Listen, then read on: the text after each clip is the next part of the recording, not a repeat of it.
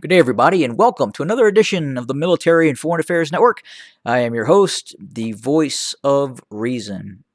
And today is part two coverage of the ongoing civil war taking place inside of the former state of Ethiopia. We can now report that Abiy loyalist forces appear to now be moving towards the town and city of Korem, after apparently overrunning the town of Alamata. So again, as we had talked about before, the area approaching Alamata is relatively flat. This allows for some of the more mechanized formations of the Ethiopian army, of the Abiy loyalist army, to advance fairly rapidly in these areas. But again, at the same time, we have seen quite a bit of infrastructure being destroyed by the Tigrayan Defense Forces as they withdrew out of the northern Amhara region, such as, again, as Kobo, Robit, and places further south of there. But again, what we're seeing right now is largely large-scale infantry formations by the Abiy loyalists with the support of both drones and bomb trucks, multi-role fighter bombers acting as bomb trucks. As we know, Alamata was heavily bombed, as was Korem and other areas in the southern Tigray region, was hit significantly in terms of fighter bombers dropping large amounts and large tonnage of bombs on targets in southern Tigray. Right now, again, we are hearing reports that the Abiy loyalist army is starting to attempt, at least, to push towards the city of Korem. And as you can see here on my map, again, this is going to be a bit more challenging.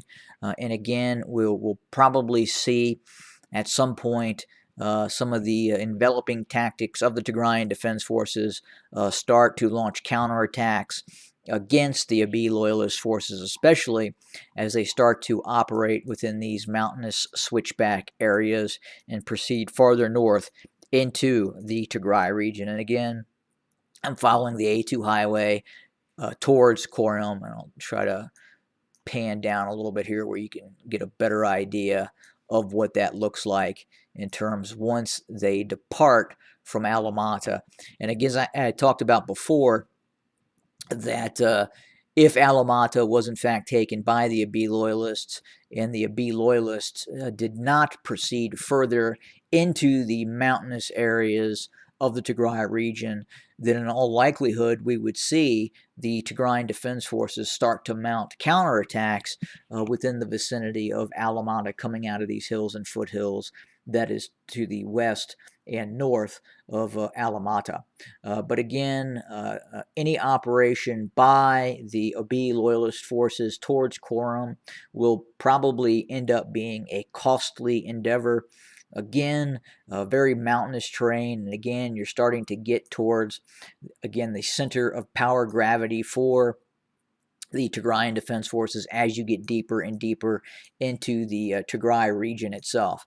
And as you see from let's just do a quick measurement from Alamata to Korem as a bird flies. Again, we're looking at about a 5-mile advance.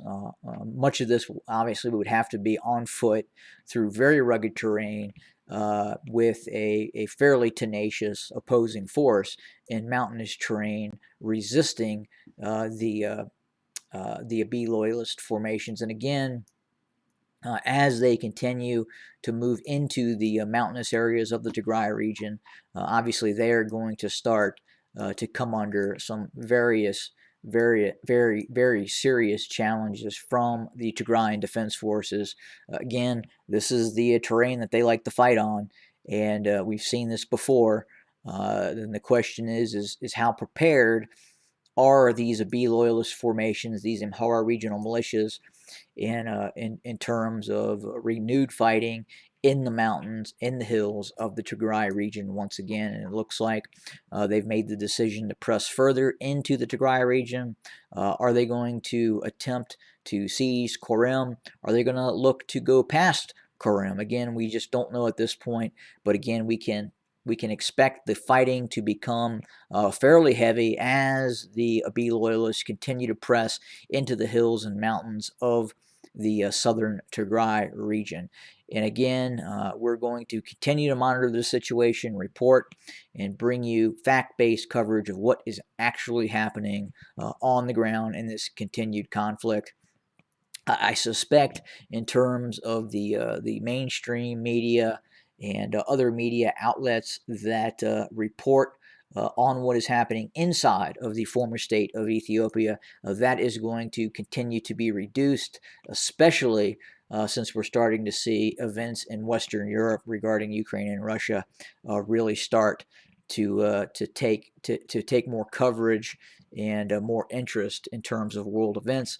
But we are going to continue to cover this conflict as before. Nothing will change. We will have a video, at least one video every day, if not more, and we'll continue to cover this ongoing conflict. Have a good day, everybody. More to come very, very soon.